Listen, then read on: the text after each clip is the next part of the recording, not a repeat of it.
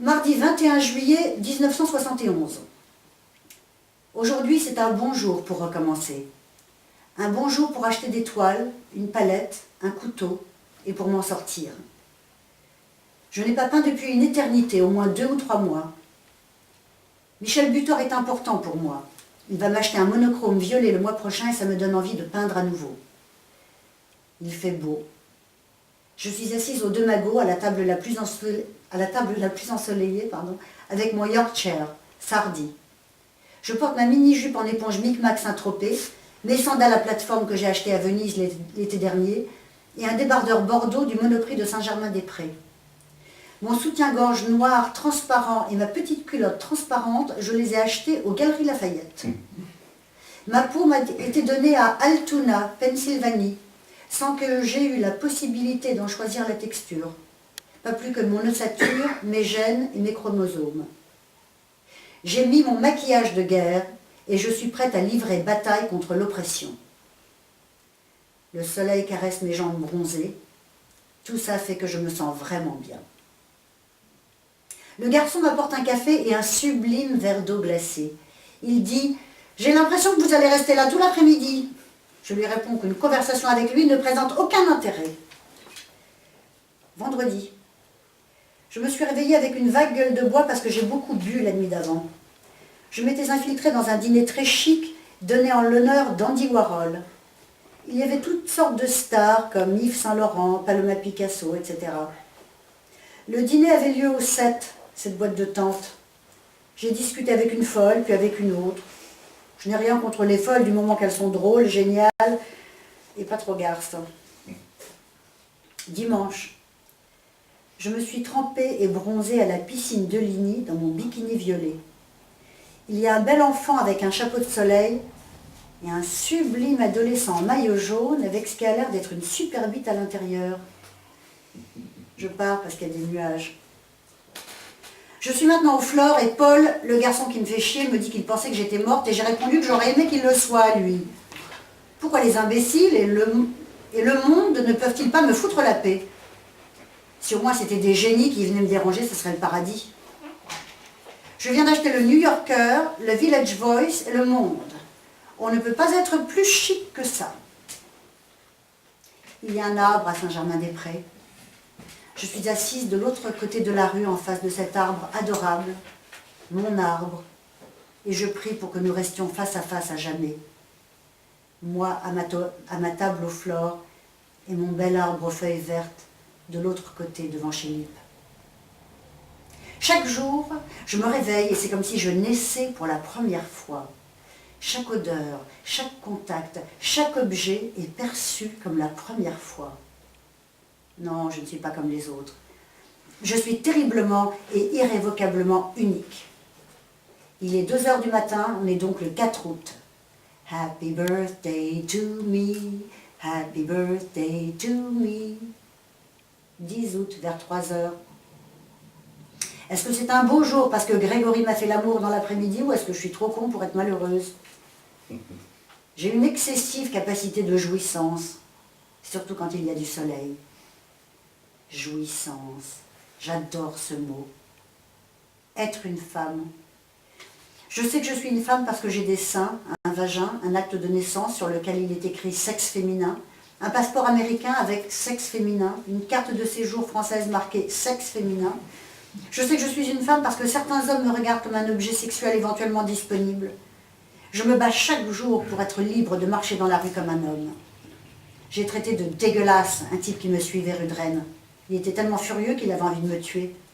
C'est toujours des types laids, graisseux qui me poursuivent, jamais des génies, merde! Tous les jours, je perds mon temps comme si je n'en avais vraiment rien à foutre de ce temps perdu. Tous les jours, quand il fait beau, je suis assise à regarder passer les gens en buvant un express, en fumant ou en mangeant une glace. Je suis assise, je regarde. Je ne retiens aucune information utile, je perds seulement mon temps. Pas le vôtre, juste le mien. Prière du café de Flore. Je vous implore tous autant que vous êtes de ne pas me parler, de ne pas toucher mon chien. Laissez-moi simplement être. Permettez à ma solitude de suivre sa course solitaire. Seul le soleil est beau, certainement pas la chair pourrissante de ceux qui m'entourent. Poison, poison, il y a du poison dans l'air. Garder la bouche fermée, ne pas avaler. Pluie, cafard, désespoir. Il ne faut pas que je perde le contrôle. Je ne peux pas supporter le manque de succès, mes cicatrices, mes os brisés, mon mariage sur le point de se rompre, mes amitiés foutues. Tout ce que j'ai, c'est mon chien. Les garçons de café s'occupent des dingues étalés là dans divers états de débilité mentale. Une clinique psychiatrique en plein Paris où le patient peut entrer ou sortir pour le prix d'un café ou d'un whisky, suivant ses moyens. 2 août 1973. Une fois, j'ai dit à David Hockney que je m'amusais tellement en vivant à Paris que j'ai oublié de retourner en Amérique pour redevenir célèbre. 28 août. Les rues de Paris m'appartiennent quand mes chaussures à plateforme claquent de la rue Liancourt à la rue Gassendi entre les deux cimetières. C'est formidable de vouloir tellement quelque chose qu'on ne peut pas avoir. Ça vous empêche d'être blasé, comme dit Lagerfeld. Moi, quand je veux quelque chose, je ne l'ai jamais. 29 janvier. Chasse aux cartons d'invitation pour l'inauguration de Beaubourg. Le plus amusant, c'est d'intriguer, pas forcément d'y arriver. 1er février. L'inauguration. Boyau d'escalator, ambiance science-fiction, nana de Niki de Saint-Phal, immense machine de Tinguely, le nu dégoûtant de Duchamp vu à travers un trou dans une clôture, Julie Ray, presque aveugle, conduite à travers l'exposition dans son vison acheté par Man Ray, le merveilleux Joseph Beuys, debout avec son chapeau, son manteau de fourrure et son visage à la Goebbels, avec une légère trace à l'endroit où une balle a traversé sa joue. Les stars du monde de l'art, ceux qui s'infiltrent dans toutes les soirées, on y est tous. Beaucoup d'artistes ont l'air tristes parce que leurs œuvres sont mal accrochées ou pas du tout. Pas de place pour s'asseoir, pas moyen de pisser. Corruption, compromis, négligence, suinte de Beaubourg. 26 juin. Mon utérus est dur. Peut-être qu'il y a quelque chose qui ne va pas là-dedans. Peut-être que ce ballonnement, cette sensation de tension et cette petite protubérance entre mes seins et mon nombril viennent de quelque chose de grave. Ça m'angoisse. Je n'arrive pas à remonter le zip de mes jeans. Ma taille et mon ventre sont gonflés d'une façon alarmante. Ah, j'ai besoin de m'incruster dans une fête ce soir, autrement je ne vais pas me sentir bien. 2 décembre. J'ai une grande toile blanche à qui faire l'amour avec une touche par-ci, une touche par-là de mon couteau chargé de couleurs. Mais je ne suis pas encore prête. Et quelle couleur choisir? 15 mars. Pourquoi est-ce que je n'ai pas mal? Pourquoi ne suis-je pas atrocement triste? Qu'est-ce qui fait que je continue à voir la beauté partout? Je n'ai pas à me priver de sublimes couchers de soleil à 18h30 sur le chemin du Grand Palais, ils sont sans danger.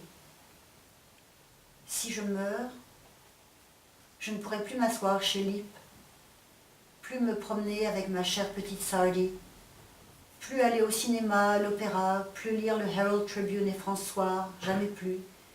Plus me pavaner dans mon machin noir, mes trucs noirs, mes fringues noires, plus jamais. Je ne verrai plus les cerisiers qui fleurissent en avril, plus les jolis pédés du flore, jamais. 23 décembre. J'ai peint la première rangée de touches blanches sur la toile blanche, blanc sur blanc. Que Dieu m'aide pour que je puisse en faire 2 mètres sur 3.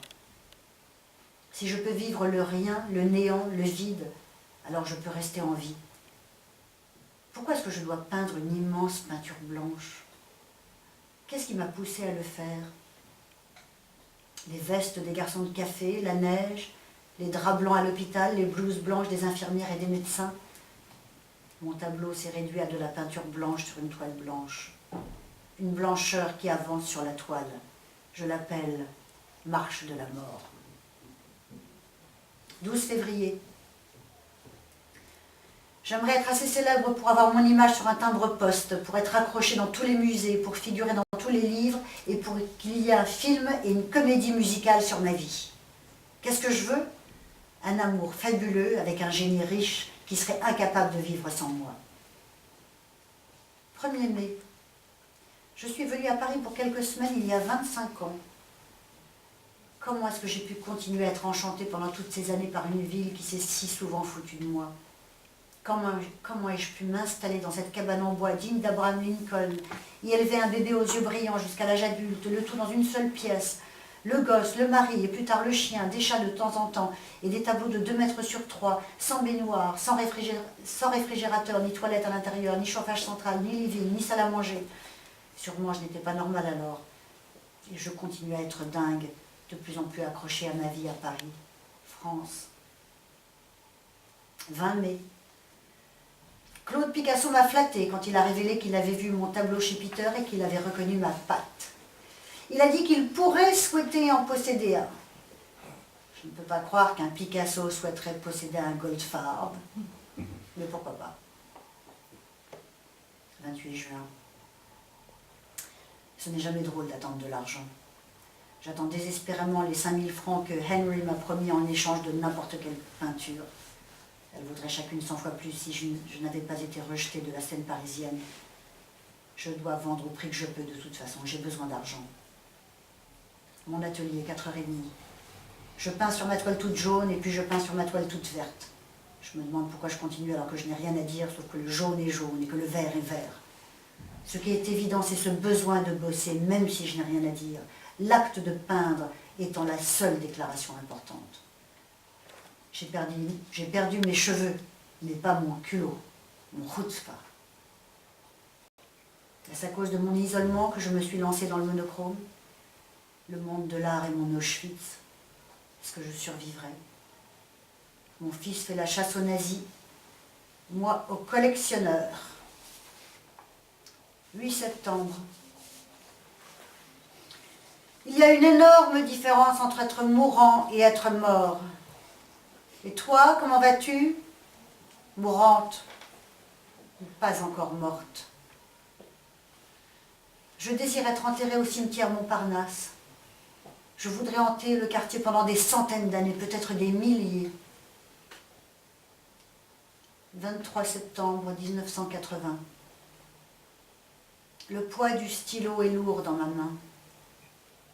Ma bouche est comme du parchemin. J'ai marché de l'atelier à la coupole où j'attends Madison au bar.